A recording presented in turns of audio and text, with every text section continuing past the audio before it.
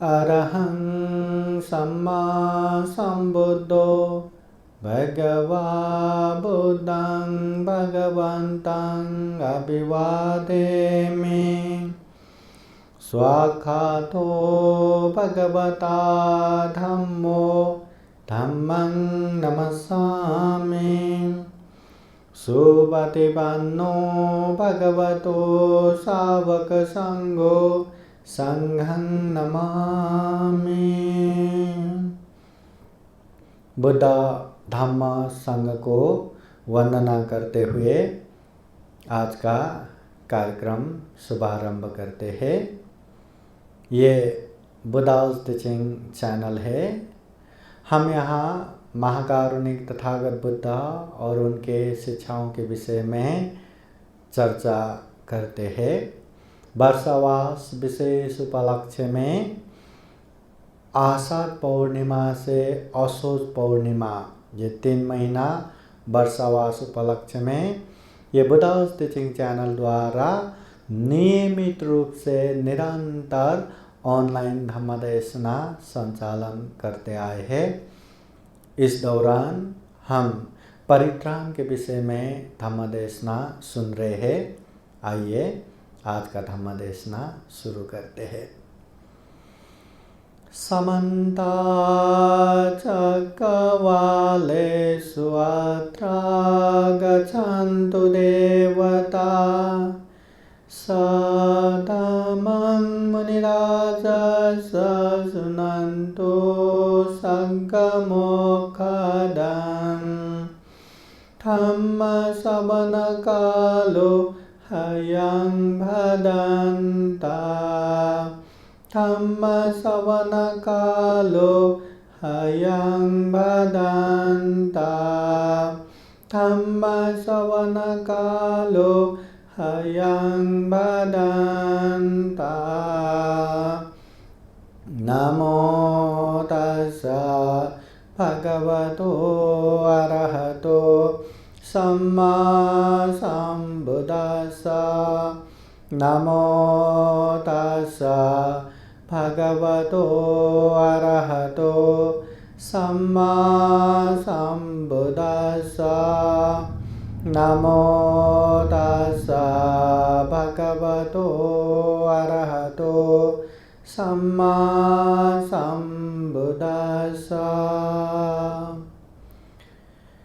सर्वप्रथम महाकारुणिक तथागत भगवान बुद्ध को त्रिवार वंदना। महाकारुणिक तथागत बुद्ध द्वारा देशित सुआख्यात धम्म को त्रिवार वंदना। महाकारुणिक तथागत बुद्ध के आर्य श्रावक संघ को त्रिवार वंदना। परम पूजनीय बोधिसत्व डॉक्टर बाबा साहब अम्बेडकर और आज के कार्यक्रम में उपस्थित संपूर्ण श्रद्धा संपन्न बुद्धि संपन्न उपासक उपासिकाएं, आज के धम्मदेशना शुरू करते हैं। परित्राण, ये परित्राण किसकी रक्षा करती है? जब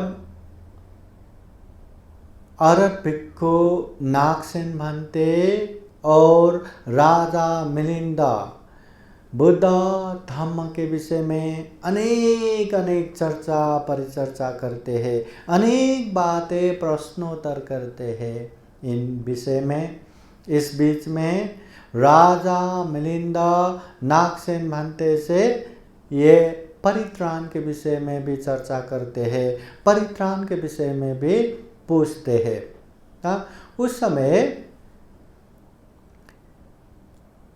उस समय अरहत भिक्खु नागसेन भंते से राजा मिलिंदा प्रश्न करते हैं, भंते क्या परित्राण से सभी लोगों की रक्षा होती है?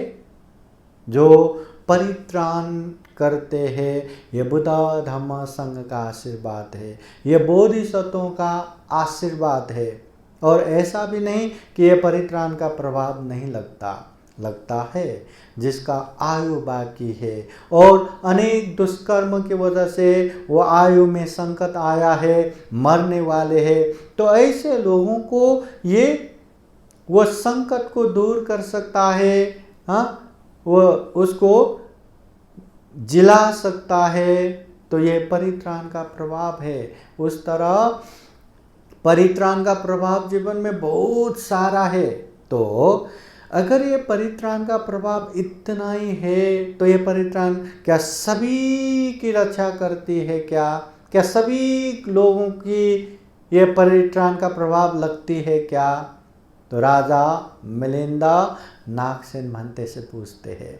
उस समय अरहत भिक्खु नागसेन भंते राजा मिलिंद को जवाब देते हैं, नहीं महाराज, परित्राण से सभी लोगों की रक्षा नहीं होती है, बल्कि कुछ की होती है और कुछ की नहीं।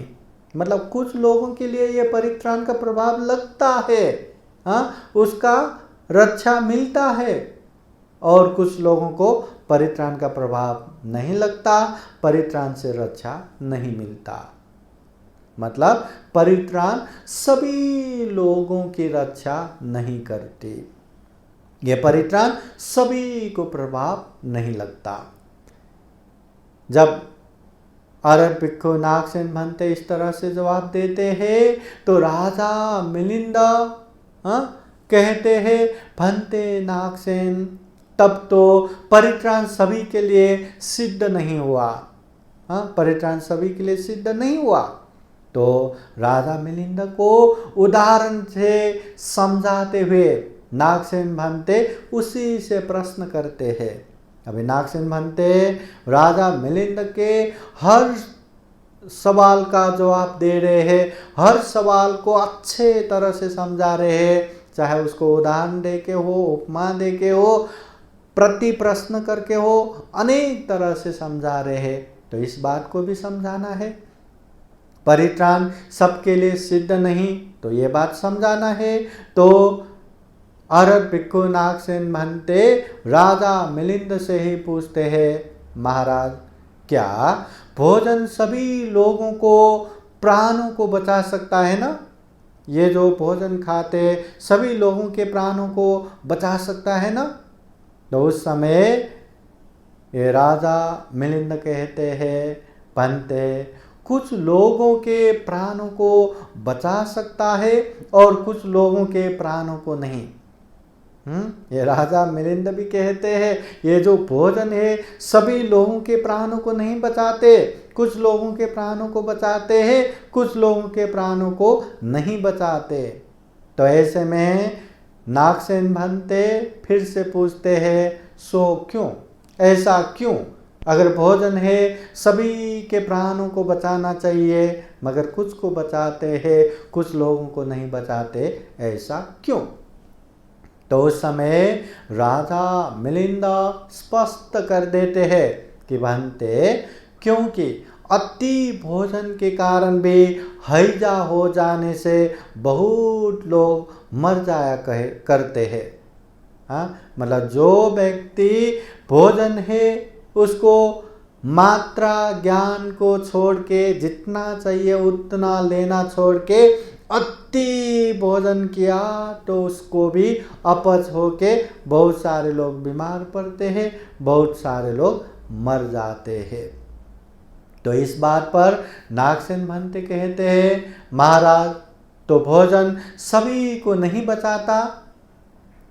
तो राजा मिलिंद कहते हैं, भंते नागसेन, दो कारणों से भोजन मनुष्य के प्राणों को हर लेता है, प्राणों की दुश्मन बन जाता है। पहला, मात्रा से अधिक खा लेने से, और दूसरा, पाचन शक्ति के मंद पड़ जाने से। ये भोजन लोगों के प्राण भी हर लेता है, लोगों के जान के दुश्मन भी बन जाता है।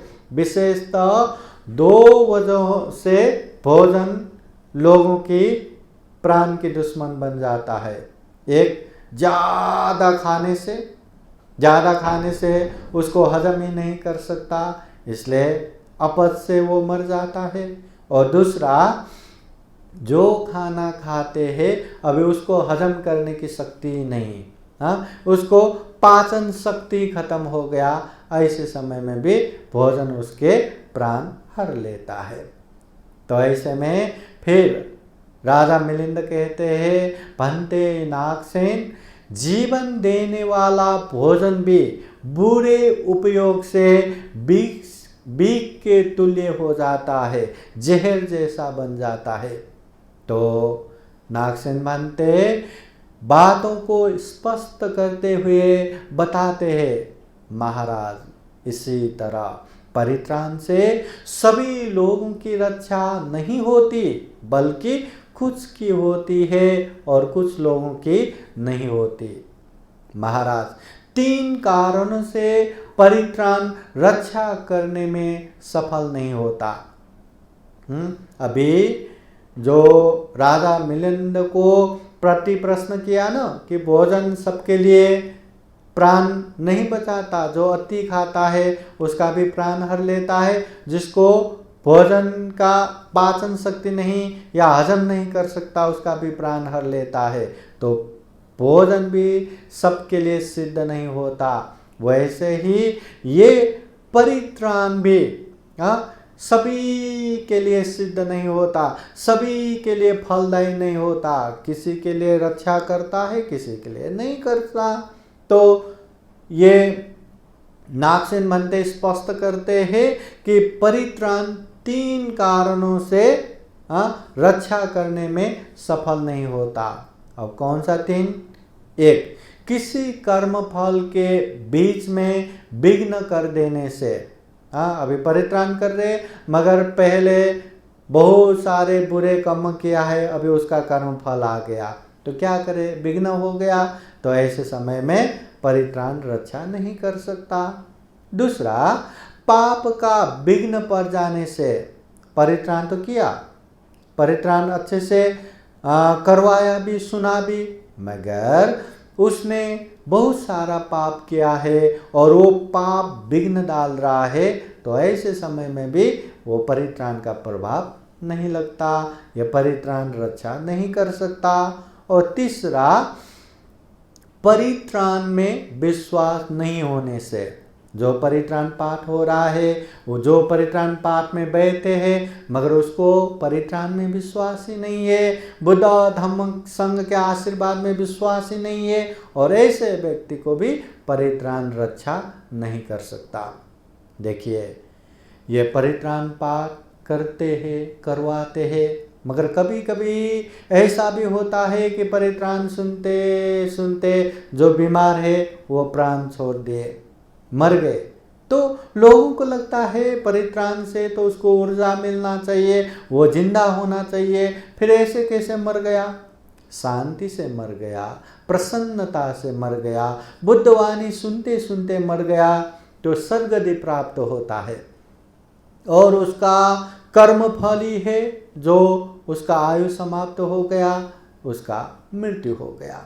और कभी कभी वो परित्राण पाठ सुनते हैं, फिर भी वो परित्राण उसकी रक्षा नहीं करता। क्यों? क्योंकि उसने पाप किया है, और पाप किया है और पाप करके वो परित्राण में बैठे हैं, और उसने चोरी किया तो कोई आके पकड़ के मार मार के लेके जाएगा, या किसी की हत्या किया है तो उसको भी पुलिस पकड़ के लेके जाएगा, या कोई आके मार देगा। उसने व्यभिचार किया है, झूठ बोला है, या जो भी पाप किया है वो पाप की वजह से उसको कोई पकड़ के उसको भी कष्ट दे रहा है, मार रहा है। तो ऐसा थोड़ी ना बोल सकते हैं कि वो तो परित्राण पाठ सुन रहा था, ऐसे कैसे हो गया, ऐसे विघ्न आना भी था तो परित्राण से वो तो सब दूर होना चाहिए। ऐसा भी नहीं होता। उसने गलत किया है ना, उसने दुष्शील किया है ना, उसने परित्राण के उसने पाप किया है ना, इसलिए वो पाप का विपाक आता है, और ऐसे पाप का विपाक आने से भी ये परित्राण रक्षा नहीं कर सकता। और कभी कभी विश्वास ही नहीं है, परित्राण में विश्वास ही नहीं है। बहुत सारे लोग ऐसे भी है, परित्राण अंधविश्वास है, परित्राण मिथ्या दृष्टि है।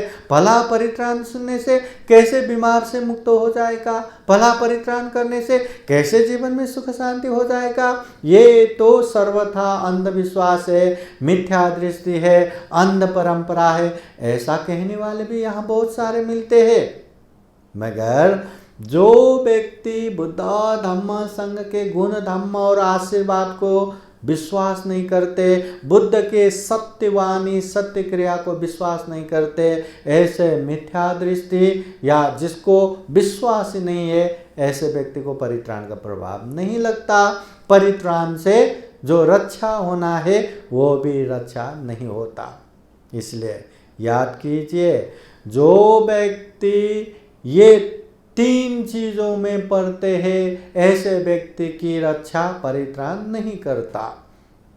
एक, कर्मफल बीच में विघ्न होने से, पाप कर्म विघ्न पड़ जाने से और विश्वास ना होने से। फिर राजा मिलिंद को समझाते हुए नागसेन महंत कहते हैं, महाराज, लोगों की अपनी ही करनी से परित्राण में रक्षा बल रहते हुए भी वो बेकार जाता है। परित्राण में रक्षा बल है, लोगों की सुरक्षा करने की शक्ति है, विघ्न बाधा भय अंतराय से रक्षा करने की शक्ति है। मगर जो परित्राण सुनने वाले वो व्यक्ति में ही ये जो कमजोरी होता है, तो उसकी वजह से ये जो रक्षा बल है वो भी बेकार हो जाता है। तो नागसेन महंते विषय पर और प्रकाश डालते हुए आगे बताते हैं, महाराज, माता पेट में आने पर बच्चे की रक्षा करती है, जो गर्भ में आते हैं ना उसकी रक्षा करती है, बड़ी देख रेख और सावधानी के साथ उसे प्रसव करती है। गो, मूत, नेता सभी को साफ करके अच्छे अच्छे सुगंधित पदार्थ शरीर में लगा देती है। एक माता जो अपने गर्भ में कोई बच्चा आता है ना, खूब अच्छे से वो गर्भ को रक्षा करते, खूब संभाल के उसको बढ़ाते हैं और समय आने पर अच्छे से उसको जन्म देते हैं। बच्चे हैं ना, वहीं मल मूत्र त्याग करते, वो सारे चीज अच्छे से साफ करके अनेक सुगंध लेप लगा के उसको अच्छे से रखते हैं। यदि दूसरा कोई आदमी उस लड़के को डांटता, डपटता या पीटता हो तो वो क्रुद्ध हो उसे पकड़कर गांव के मालिक के पास ले जाती है। अपने पुत्र को किसी ने कुछ किया तो एकदम गुस्सा करते हैं और जो सरपंच है या गांव के मालिक है उसके पास शिकायत लेके जाते हैं। किंतु यदि लड़का कोई शैतानी करती है या देर करके आते हैं तो वो उसे स्वयं दंड देती है। इतना अच्छे से संभाल के रखा है ना, खुद ने संभाल के रखा, बाहरी दुनिया से संभाल के रखा। अगर कोई उसको कुछ भी कहे तो उससे भी गुस्सा करके, उससे भी झगड़ा करके, जहाँ शिकायत करना हो वहाँ शिकायत कर देता है। मगर वही लड़के, वही बच्चे अगर कोई शैतानी कर देता है या समय पर घर में नहीं आते तो ऐसे समय में वो माता स्वयं अपने बच्चे को दंड देते हैं, गुस्सा करते हैं। तो नागसेन महंत कहते हैं, महाराज, तो क्या वो भी उसके कारण पकड़ा कर मालिक के पास ले जाई जाती है?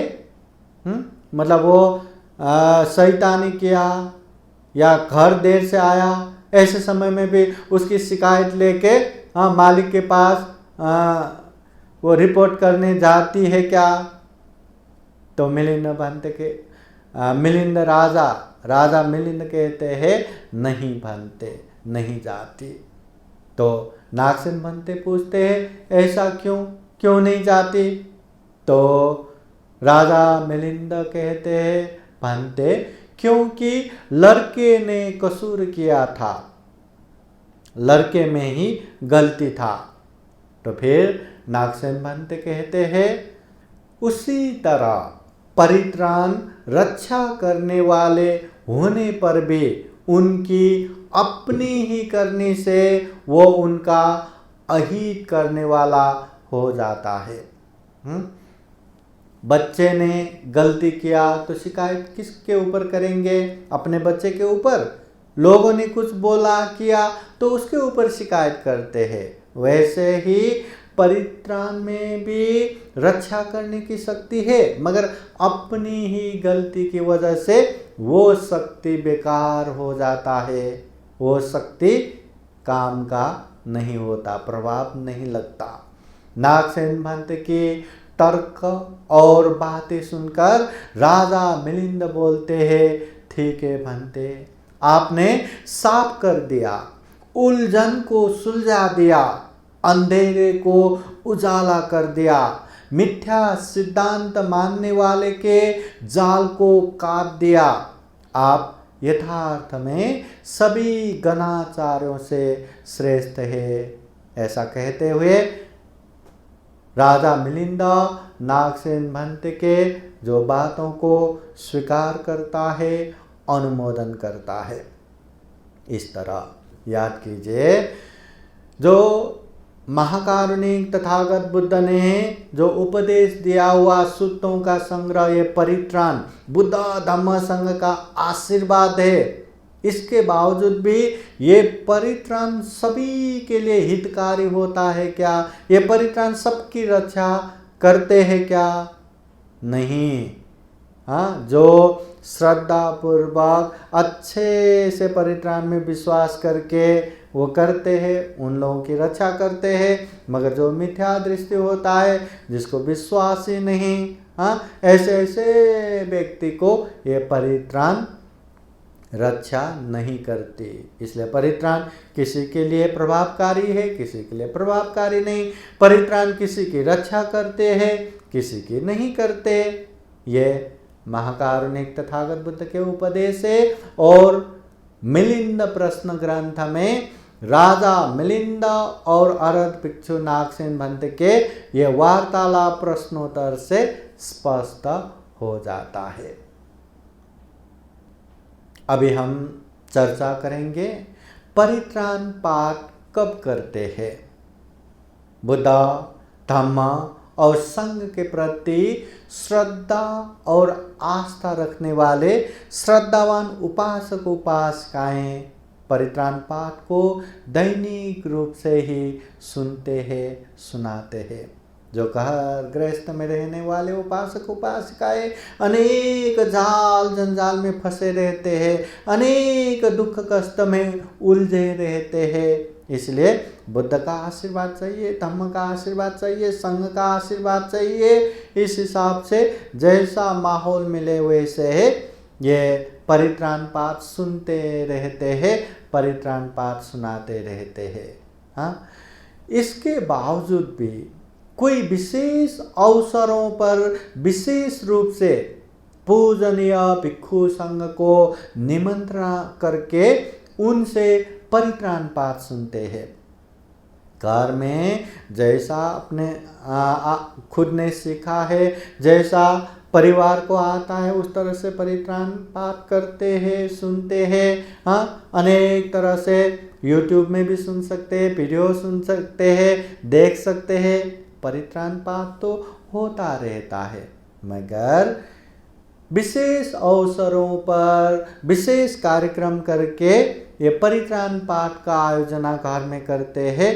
पूजनीय भिक्षु संघ को भी आमंत्रण करते हैं। विशेषतः जीवन के विशेष अवसरों पर ये परित्राण पाठ करते रहते हैं। अब परित्राण पाठ कब करते हैं? परित्राण पाठ कभी भी कर सकते हैं। परित्राण पाठ यही समय में करना चाहिए, वही समय में करना चाहिए, ऐसा नहीं। सुबह के समय में भी परित्राण पाठ कर सकते हैं, दोपहर के समय में भी परित्राण पाठ कर सकते हैं, शाम के समय में भी परित्राण पाठ कर सकते हैं, रात के समय में भी परित्राण पाठ कर सकते हैं, और मध्य रात को महापरित्राण पाठ तो रात रात भर करते हैं। तो परित्राण पाठ कभी भी कर सकते हैं। और परित्राण पाठ कब करना? परित्राण पाठ जन्म से लेके मृत्यु पर्यंत तक हर एक अवसरों पर ये परित्राण पाठ करते हैं और ये परित्राण पाठ करवाते हैं। बौद्ध देशों में जहाँ परित्राण के प्रति श्रद्धा और विश्वास रखते हैं, वहाँ जीवन के छोटे छोटे पलों में भी, चाहे खुशी के अवसर पे हो, दुख के अवसर पे हो, सफलता के अवसर पे हो, असफलता के समय में हो, हमेशा परित्राण का आशीर्वाद लेते हैं, बुद्ध धम्म संघ का आशीर्वाद लेते हैं। हम यहाँ परित्राण कब कब कर सकते हैं स्पष्ट करने के लिए हम कुछ बातें यहाँ चर्चा करेंगे। अब परित्राण कब कर सकते हैं? विशेष रूप से परित्राण जब गर्भवती महिला होते हैं तो गर्भ की रक्षा के लिए और वो गर्भवती माता की रक्षा के लिए ये परित्राण पाठ कर सकते हैं। नाबालक शिशु के जन्म अवसर पर वो बच्चे की सुस्वास्थ्य निरोगी दीर्घायु की कामना करते हुए परित्राण पाठ कर सकते हैं। नाबालक को नाम देते समय अच्छे से एक बच्चे के लायक योग्य नाम देते समय भी पूजनीय भिक्षु संघ द्वारा परित्राण पाठ कर सकते हैं, बुद्ध धम्म संघ का आशीर्वाद ग्रहण कर सकते हैं। फिर नाबालक शिशु को अन्न खिलाते समय परित्राण पाठ कर सकते हैं। पहली बार माँ की दूध छोड़ के जो अन्न खाते हैं, अन्न खिलाते हैं, ऐसे समय में भी जीवन में कोई भी विघ्न बाधा भय अंतराय ना आए, बुद्ध धम्म संघ का आशीर्वाद हमेशा रहे, ऐसी कामना करते हुए परित्राण पाठ कर सकते हैं, सुन सकते हैं।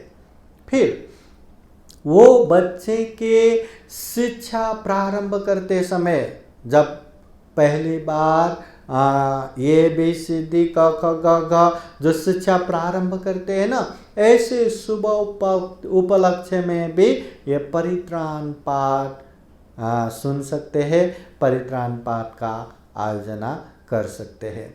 उसके बाद बड़ा होने के बाद उसको अच्छा संस्कार देते समय या अस्थायी 10 दिन का प्रवजा देते समय, ऐसे विशेष अवसरों पर भी अपने घर में परित्राण पाठ का आयोजना कर सकते हैं। विवाह के शुभ अवसर पर भी परित्राण का पाठ कर सकते हैं। दो जीवन एक ही साथ रह के, साथ में रह के जिंदगी आगे बढ़ाने वाले हैं, तो ऐसे में कोई भी विघ्न बाधा उन लोगों को अलग ना करे, हमेशा दोनों एक दूसरे को सम्मान करते हुए बुद्ध धम्म संघ के आशीर्वाद के साथ आगे सुमधुर साथ के साथ जिंदगी व्यतीत करे, ऐसे कामना करते हुए भी ये परित्राण पाठ का आयोजना कर सकते हैं। उसके बाद जन्मदिन की खुशहाली अवसर पर भी परित्राण पाठ का आयोजना कर सकते हैं। इतना दुर्लभ मनुष्य जीवन प्राप्त हुआ, तो इस दिन को विशेष रूप से यादगार बनाते हुए हर जन्मदिन पर पूजनीय भिक्षु संघ को आमंत्रण करते हुए परित्राण पाठ का आयोजना कर सकते हैं। उसके बाद नए घर का प्रारंभ करते समय जब गृह प्रवेश करते हैं, नए घर बनाया, अब वहाँ प्रवेश करते हैं, तो ऐसे समय में भी पूजनीय भिक्षु संघ द्वारा परित्राण पाठ करते हुए बुद्ध धम्म संघ का आशीर्वाद ग्रहण करते हुए वो घर में प्रवेश कर सकते हैं। उसके बाद नए घर का प्रारंभ करते समय भी परित्राण पाठ का आयोजना कर सकते हैं। कोई एक खाली जगह पे जहाँ घर बनाना हो, वो घर का शिलान्यास करते समय या घर का पहला ईंट डालते समय पूजनीय भिक्षु संघ द्वारा परित्राण पाठ करवा के ये बुद्ध धम्म संघ का आशीर्वाद ग्रहण कर सकते हैं। उसके बाद नया घर पूर्ण होकर गृह प्रवेश करते समय भी पूजनीय भिक्षु संघ द्वारा परित्राण पाठ का आयोजना करते हुए बुद्ध धम्म संघ का आशीर्वाद ग्रहण कर सकते हैं। उसके बाद जीवन के विशेष अच्छे दिन पर किसी भी चीज़ में सफलता मिला या उन्नति हुआ या प्रगति हुआ, ऐसे समय में भी पूजनीय भिक्षु संघ द्वारा परित्राण पाठ श्रवण करके बुद्ध धम्म संघ का आशीर्वाद ग्रहण कर सकते हैं। इसके बाद जीवन में कोई भी चीज़ों में सफलता मिला, विजयी हुआ, या उसमें एकदम आगे बढ़ गया, खूब उन्नति हुआ, प्रगति हुआ, ऐसे समय में भी पूजनीय भिक्षु संघ को आमंत्रण करते हुए परित्राण पाठ श्रवण कर सकते हैं, बुद्ध धम्म संघ का आशीर्वाद ग्रहण कर सकते हैं। कोई नया बिजनेस शुरुआत करने वाले हैं, व्यापार शुरू करने वाले हैं, कोई कंपनी शुरू करने वाले हैं, कोई दुकान शुरू करने वाले, कोई ऑफिस शुरू करने वाले हैं, ऐसे कोई भी अवसर पर भी, ऐसे शुभारंभ समय में भी पूजनीय भिक्षु संघ द्वारा बुद्धवाणी परित्राण श्रवण करके बुद्ध धम्म संघ का आशीर्वाद ग्रहण कर सकते हैं। उसके बाद अपने कोई व्यक्ति गुजर गए, परलोक हो गए, तो ऐसे मृत्यु के समय में भी पूजनीय भिक्षु संघ द्वारा परित्राण पाठ करा के आशीर्वाद ग्रहण कर सकते हैं। चाहे मृत्यु होते समय हो, चाहे मृत्यु होने के बाद मसान में ले जाते समय हो, चाहे वो जो दाह संस्कार के बाद जो कंटिन्यू हर दिन 3 दिन तक हो या 7 दिन तक हो, पूजनीय भिक्षु संघ को आमंत्रण करते हुए हर दिन परित्राण पाठ तथा धम्म देशना श्रवण कर सकते हैं। उसके बाद विशेष अवसरों पर या विशेष जो पुण्य तिथि पर जो गुजर गए हैं, माता हो, पिता हो, दादा हो, दादी हो, उनके पुण्य तिथि पर भी पूजनीय भिक्षु संघ को आमंत्रण करते हुए परित्राण पाठ का श्रवण कर सकते हैं, पुण्यानुमोदन कर सकते हैं, बुद्ध धम्म संघ का आशीर्वाद ग्रहण कर सकते हैं। जीवन में कोई भी सफलता मिले, कोई भी अच्छा काम हो, कोई भी मंगल हो, तो ऐसे समय में भी पूजनीय भिक्षु संघ को आमंत्रण करते हुए परित्राण पाठ का आयोजना कर सकते हैं, बुद्ध धम्म संघ का आशीर्वाद ग्रहण कर सकते हैं।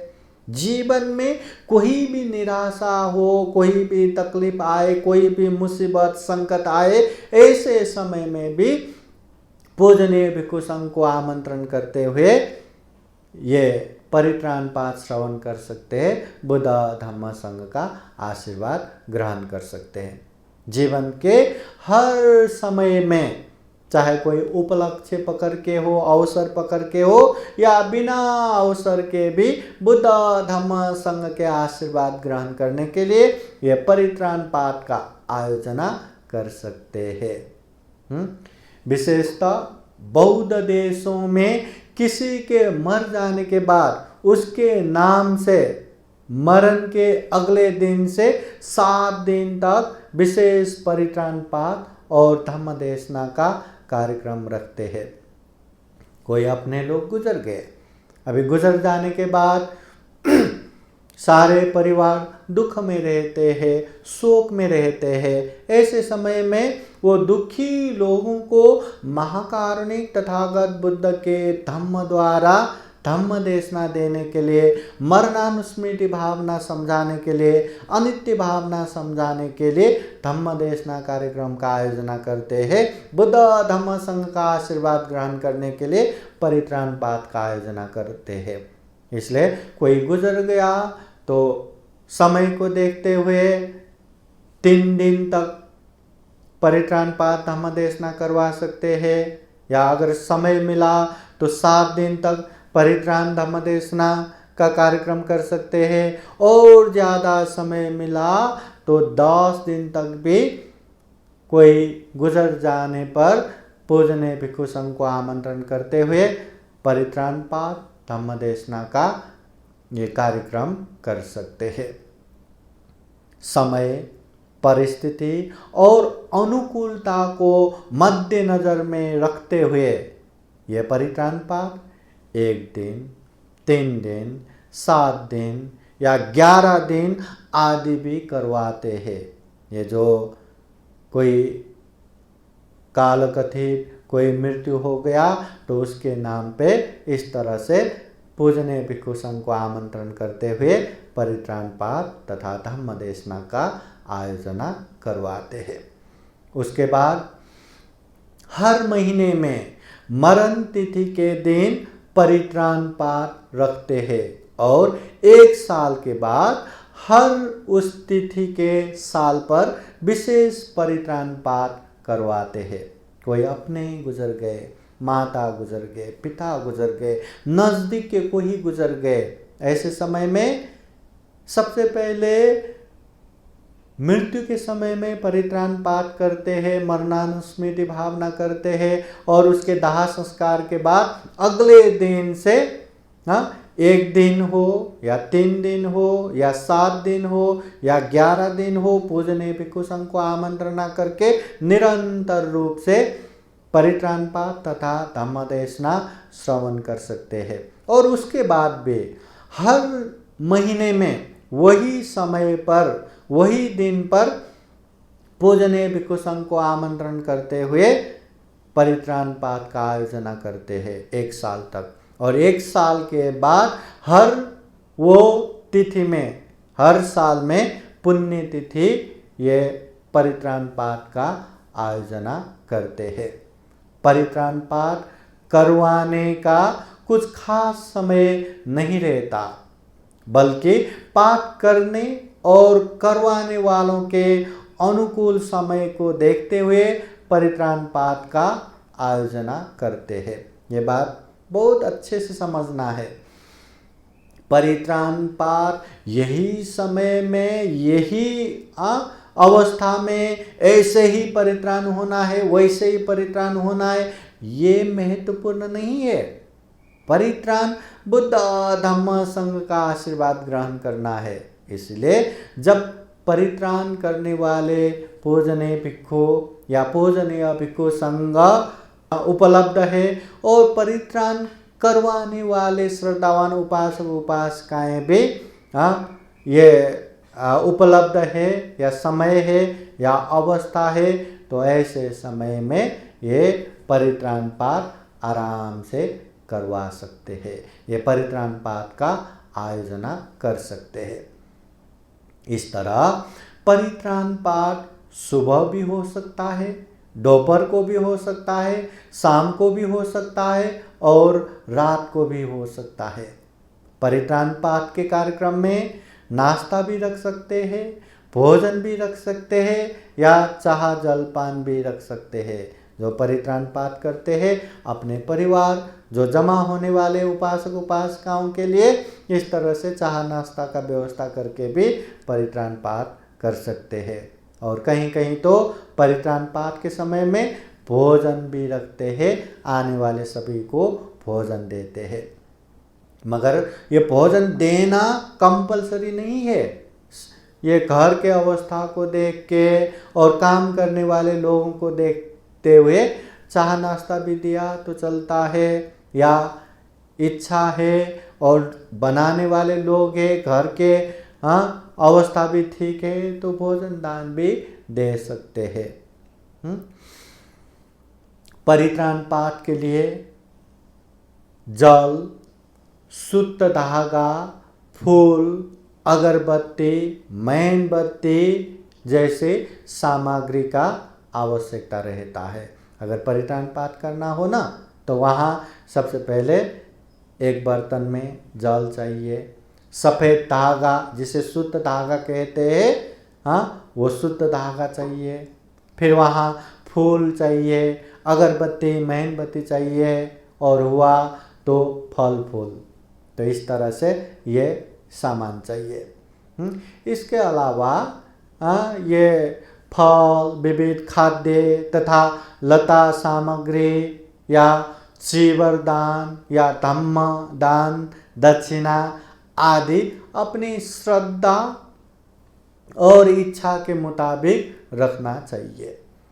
परित्राण करने के लिए परित्राण करने वाले पूजने भिक्षु या भिक्षु संघ मिलना चाहिए, अपना भी समय होना चाहिए, कभी भी परित्राण करवा सकते हैं। और परित्राण करने के लिए एक बर्तन में शुद्ध जल चाहिए, फूल चाहिए, अगरबत्ती मेणबत्ती चाहिए, हाँ। उसके अलावा अपनी इच्छा मुताबिक ये फल फूल भी रख सकते हैं, विविध खाद्य बिस्किट ये वो भी रख सकते हैं, या अस्त परिष्कार दान भी रख सकते हैं, चीवर दान भी रख सकते हैं, धम्म दान भी दे सकते हैं, दक्षिणा भी दे सकते हैं। अपनी श्रद्धा और इच्छा मुताबिक जो करना है कर सकते हैं। परित्राण पाठ करते समय कम से कम अपने परिवार के सारे लोगों को जमा होना चाहिए। ऐसा नहीं कि घर के उपासिका ने परित्राण पाठ करवाया तो वो अकेली वहाँ बैठी रहेगी और बाकी सब लोग यहाँ वहाँ दूसरे कमरे में, कहीं किचन में, कहीं रूम में टीवी देख के बैठे, कोई मोबाइल चला के बैठे, या कोई बाहर खेल रहे। ऐसा नहीं होना चाहिए। घर में परित्राण पाठ का आयोजन कर रहे हैं, पूजनीय भिक्षु संघ को वहाँ आमंत्रण दिया है, तो कम से कम घर के सारे लोग वहाँ जमा होना चाहिए। अगर सारे लोग इकट्ठा नहीं है तो कम से कम जो किसी के उपलक्ष्य में भी कार्यक्रम किया हो उसे वहीं होना ही चाहिए।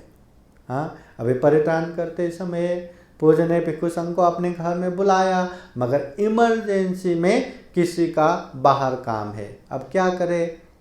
कितना भी इमरजेंसी हो परित्राण में बैठना ही है, नहीं तो परित्राण होगा ही नहीं। ऐसा तो नहीं है, किसी का कहाँ जाना रहता है, किसी का कितना महत्वपूर्ण काम रहता है। ऐसे समय में उन लोगों को कंपलसरी बैठना ही है, सुनना ही है, ये जरूरी नहीं है।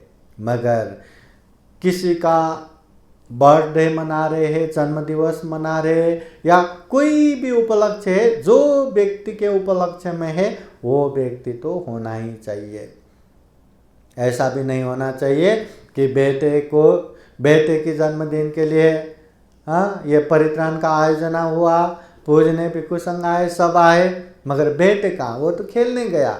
बेटे कहाँ? वो तो दूसरी जगह केक काटने गया, दोस्तों के साथ घूमने गया। ऐसा नहीं होना चाहिए।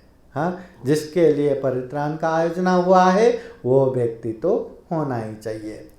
अगर दिवंगत के नाम से, जो व्यक्ति का मृत्यु हो चुका है, ऐसे व्यक्ति के नाम से परित्राण पाठ कराते हो, या उस व्यक्ति के नाम से परित्राण पाठ कराते हो, या जो दूर रहता हो तो उनके तस्वीर को सामने रख कर भी परित्राण पाठ कर सकते हैं।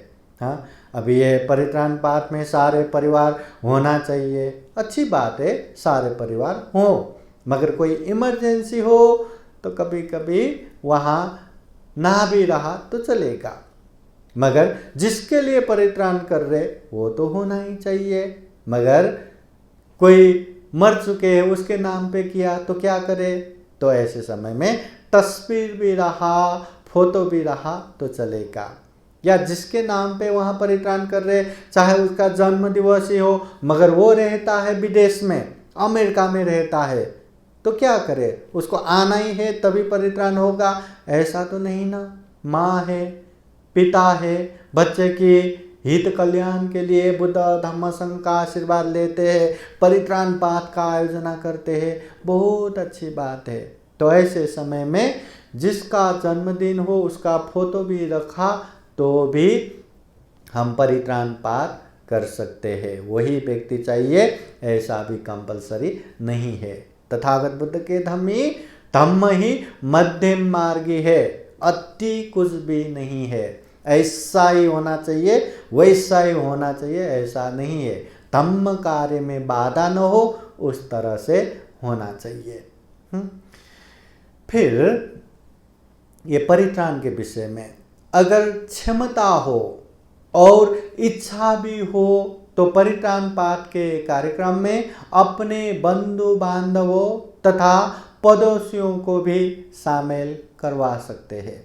कहीं घर में परित्राण पाठ का आयोजना किया, हम बात कर रहे हैं परिवार के लोग तो होना ही चाहिए, मगर उसकी इच्छा है कि अपने बंधु बांधव भी उसमें आए, अपनों का भी उस परित्राण में शामिल हो, या अपने पड़ोसी भी उस परित्राण में सहभागी हो, तो उन लोगों को भी बुला सकते हैं, उन लोगों को भी सहभागी कर सकते हैं।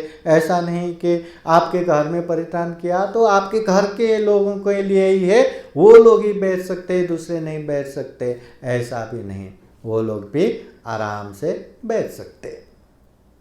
परित्राण पाठ अपनी सुविधा और अनुकूलता के हिसाब से अपने घर में, अपने कोई खास लोगों के घर में, या नज़दीकी विहार या सभा हॉल में भी करवा सकते हैं, अपने अनुकूलता, अपनी सुविधा के हिसाब से। बहुत सारे लोगों का घर ही छोटा रहता है, वहाँ 2 घंटे रहेंगे, 2-4 लोग रहेंगे तो वो जगह खत्म हो जाएगा, तो क्या करे, ऐसे में परित्राण ही न कराए क्या? कोई समस्या नहीं। अगर घर में अनुकूल नहीं है तो पड़ोसी के घर में भी ये अपने लिए परित्राण पाठ करवा सकते हैं। या बड़ा कार्यक्रम करना है, बहुत सारे लोगों को जमा करके परित्राण पाठ करवाना है, तो ऐसे समय में नज़दीकी बिहार में भी वो कार्यक्रम कर सकते हैं। अपने ही घर में होना चाहिए ये भी ज़रूरत नहीं है, या कोई सभा हॉल में भी कर सकते हैं। अगर ज़्यादा लोग बुलाए, निमंत्रणा किए तो घर में तो आएगा नहीं, तो ऐसे समय में कोई सभा हॉल में भी कर सकते हैं, कोई बिहार में भी कर सकते हैं। बस अपने अनुकूलता और सुविधा को ध्यान में रखते हुए ये परित्राण पाठ का आयोजना कर सकते हैं। इस तरह ये परित्राण पाठ कभी भी कर सकते हैं, कोई भी समय में कर सकते हैं, जहाँ माहौल बनेगा, जहाँ अनुकूलता रहेगा, जहाँ सुविधा हो जाएगा, जहाँ पाठ करने वाले उपलब्ध होगा, जहाँ पाठ करवाने वाले का अनुकूलता होगा, कभी भी पाठ कर सकते हैं। और जीवन के विशेष अवसरों से लेके बुद्ध धम्म संघ के आशीर्वाद लेने के लिए कभी भी ये परित्राण पाठ का आयोजना कर सकते हैं। जन्म से लेके मृत्यु पर्यंत तक ये परित्राण पाठ का आयोजना करते हैं। बस परित्राण पाठ के लिए बुद्ध के प्रति, धम्म के प्रति, संघ के प्रति विश्वास होना चाहिए, श्रद्धा होना चाहिए, और बुद्ध वाणी परित्राण, ये बुद्ध के सत्य वचन, बुद्ध के सत्य क्रिया में विश्वास होना चाहिए। तब परित्राण का प्रभाव भी लगता है, तब परित्राण पाठ निरंतर रूप में सुन भी सकते हैं, परित्राण पाठ का आयोजना भी कर सकते हैं, पूजनीय भिक्षु संघ को आमंत्रण करते हुए खुद भी सुन सकते हैं, परिवार को भी सुना सकते हैं, अपनों को भी सुना सकते हैं, पड़ोसियों को भी सुना सकते हैं, बहुत अच्छा पुण्य कार्य कर सकते हैं। बस परित्राण में विश्वास होना चाहिए, परित्राण में ये श्रद्धा होना चाहिए। विश्वास रहा तो ये बहुत प्रभावशाली है, विश्वास नहीं रहा तो इसका कोई भी फल नहीं है। ये बात को अच्छे से समझना जरूरी है। अभी हम चर्चा करते हैं परित्राण के विविधता। परित्राण में भी बहुत विविधता रहता है, तो इसके विषय में जानना भी जरूरी है। जीवन के हर अवसरों पर पूजनीय भिक्षु संघ द्वारा परित्राण पाठ करवाते हैं।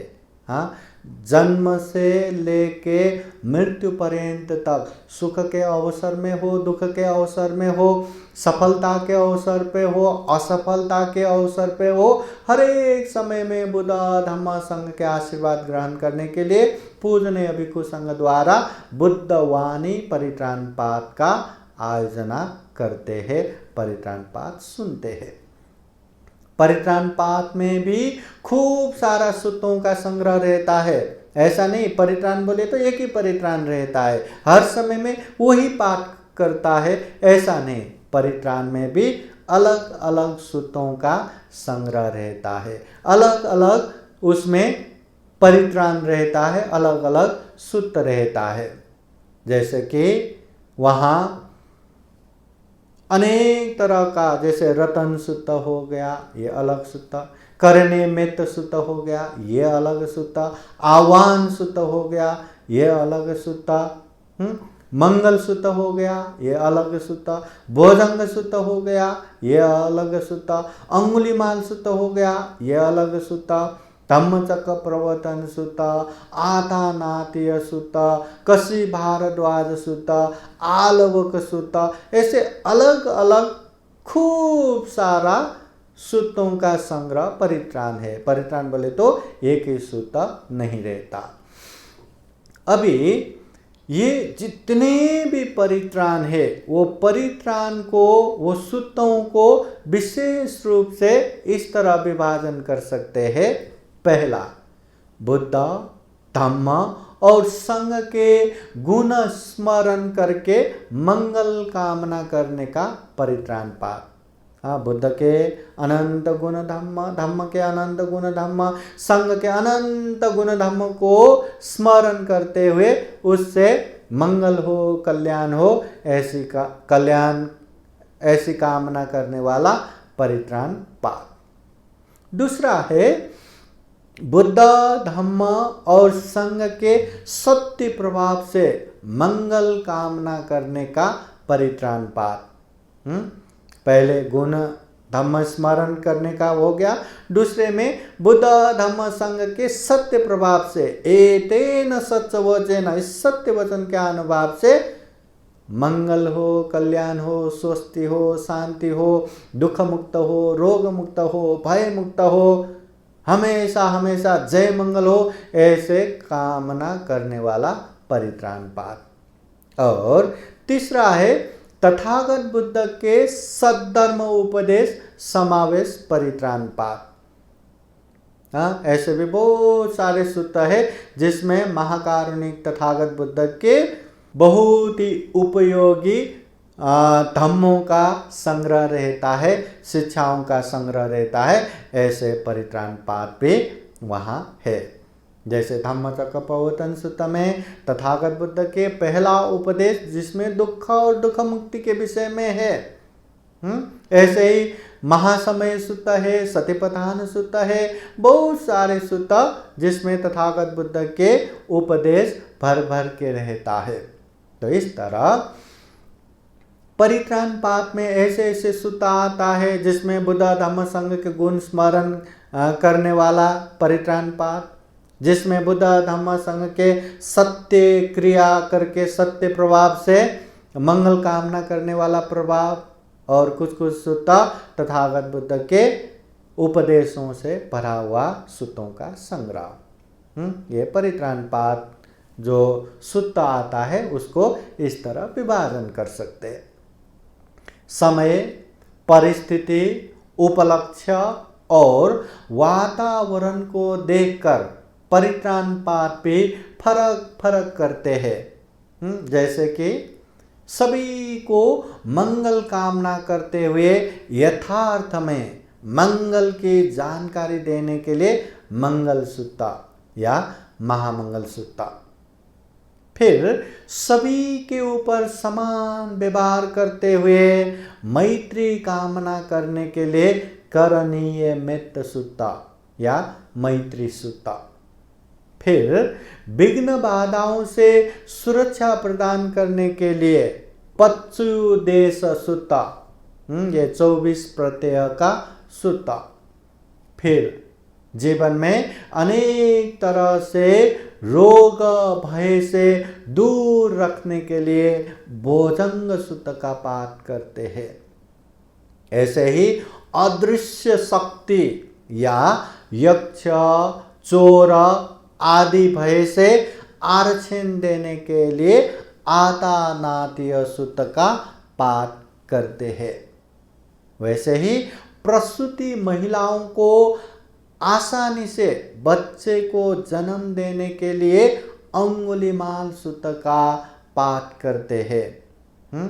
वैसे ही ये विशेष पौर्णिमा के दिन में धम्मचक्र सूत्र का पाठ करते हैं। कोई दिवंगत हुआ, मृत्यु हुआ, तो ऐसे मृत्यु के समय में या पुण्य स्मृति में मरणानुस्मृति का पाठ करते हैं। तो ऐसे विविध अवसरों पर विविध परित्राण पाठ का पाठ करते हैं। तो इससे हमें यह भी स्पष्ट होता है कि परित्राण बोले तो बुद्ध के एक ही सूत्र नहीं रहता, एक ही परित्राण नहीं रहता। परित्राण में अनेक अनेक सूत्रों का संग्रह रहता है और वो सूत्र भी विविध अवसरों पर वो अलग अलग सूत्रों का पाठ करते हैं। और यहाँ तो शादी विवाह में जय मंगल गाथा, जय मंगल अर्थ गाथा का पाठ करते हैं। बाहुं सह समभिनिमित सायुधंतम। ऐसे विविध समय में विविध परित्राण पाठ करते हैं। इसलिए जन्म के समय से लेके या जन्म पूर्व गर्भ रक्षा से लेके मृत्यु पर्यंत तक भी परित्राण पाठ करते हैं। करते परित्राणी है, उसको परित्राणी कहते हैं, मगर वो परित्राण में भी वो अवसर और उपलक्ष्य, वो माहौल को देखते हुए अलग अलग बुद्धवाणी सूत्रों का पाठ करते हैं। और जब ये परित्राण पाठ भी थोड़े से ज़्यादा ही करते हैं या ज़्यादा सूत्रों का पाठ करते हैं तो वो परित्राण को महापरित्राण कहते हैं। जो दिन भर करते हैं वो महापरित्राण पाठ हो गया। जो रात भर पाठ करते हैं वो महापरित्राण हो गया। या जो 7 दिन तक पूजनीय भिक्षु संघ द्वारा पाठ करते हैं वो महापरित्राण हो गया। परित्राण बोले तो जो 15 मिनट, आधा घंटा या कुछ सूत्रों का पाठ करते हैं वो परित्राण हो गया। और महापरित्राण बोले तो घंटों घंटा तक अनेक अनेक सूत्रों का जो पाठ होता है उसे महापरित्राण पाठ कहते हैं। विशेष अवसरों पे बौद्ध जगत में ये महापरित्राण पाठ करने का ये प्रचलन भी अभी तक है। तो ये हुआ परित्राण पाठ। तो हम यही कामना करते हैं हम भी परित्राण को खूब अच्छे से जान सके, समझ सके और परित्राण में विश्वास और श्रद्धा उत्पन्न करके ये बुद्ध धम्म संघ का आशीर्वाद ग्रहण करने के लिए परित्राण पाठ सुनते जाए। ये गृहस्थ उपासक उपासिकाओं के जीवन में देखा अनदेखा अनेक विघ्न बाधाओं से आरक्षण के लिए परित्राण पाठ सुनते जाए, बुद्ध धम्म संघ का आशीर्वाद ग्रहण करते जाए और खूब सारा पुण्य धम्म करते हुए परित्राण के वास्तविक अर्थ को जान के समझ के अभ्यास करते हुए ये दुर्लभ, ये अमूल्य, ये सर्वश्रेष्ठ मनुष्य जीवन को सफल बना सके, सार्थक बना सके। अंत में जन्म जरा व्याधि मरण से मुक्त निर्वाण तक प्राप्त कर सके, ऐसी कामना करते हुए आज का ये धम्म देशना यहीं समापन करते हैं। सबका मंगल हो, सबका कल्याण हो। भवतु सब मंगलम। आप लोग इसी तरह बुद्धा टीचिंग चैनल से जुड़े रहिए। हम यहाँ बुद्ध और उनके शिक्षाओं के विषय में चर्चा करते हैं और बुद्ध और बुद्ध धम्म से संबंधित हजारों धम्म वीडियो इस चैनल में उपलब्ध है। तो बुद्ध और उनके धम्मों को जानने के लिए ये चैनल को माध्यम बनाइए, खुद भी बुद्ध के धम्मों को जान सके, अपनों को भी जानने के अवसर दें और अपने व्यवहार में पालन करते हुए ये जीवन को खूब अच्छा बना सके, खूब सुखमय बना सके। आइए हम सब मिलके महाकारुणिक तथागत बुद्ध के धम्म को, जो मानव हित कल्याणकारी शिक्षाओं को घर घर पहुँचाए, घर घर पहुँचाए। अंत में बुद्धवाणी पाली गाथा द्वारा आशीर्वाद देते हैं। आप लोगों के जीवन में खूब खूब सुख हो, शांति हो, मंगल हो, कल्याण हो। सब लोग हाथ जोड़ के बैठिए। सभीतियो विवाचन्तु सब्बरोगो विनाशतो माते भवतु अन्तरायो सुखे दीर्घायुको भव। भवतु सर्वमङ्गलं रक्षन्तु सर्वदेवता सर्वबुद्धानुभावेन सदा सोते भवन्तु ते। भवतु सर्वमङ्गलं रक्षन्तु सर्वदेवता सर्वधर्मानुभावेन सदा सोते भवन्तु ते। भवतु सर्वमङ्गलं रक्षन्तु सर्वदेवता सर्वसङ्घानुभावेन सदा सोते भवन्तु ते। एचितं पाचितं तुय्यं क्षिप्रमेव समेजतो सर्वे पुरन्तु चेतसङ्कल्पा छन्दोपन्नरसो यथा। आयुरारोग्ये सम्पत्ति सर्गसम्पत्तिमेव च अतो निब्बानसम्पत्ति इमिनाते समेधतो। साधु साधु साधु। बुद्धं नमामि, धम्मं नमामि, संघं नमामि, अहं वन्दामि सर्वदा। सबका मंगल हो, सबका कल्याण हो, सुखी हो, सुखी हो, सुखी हो।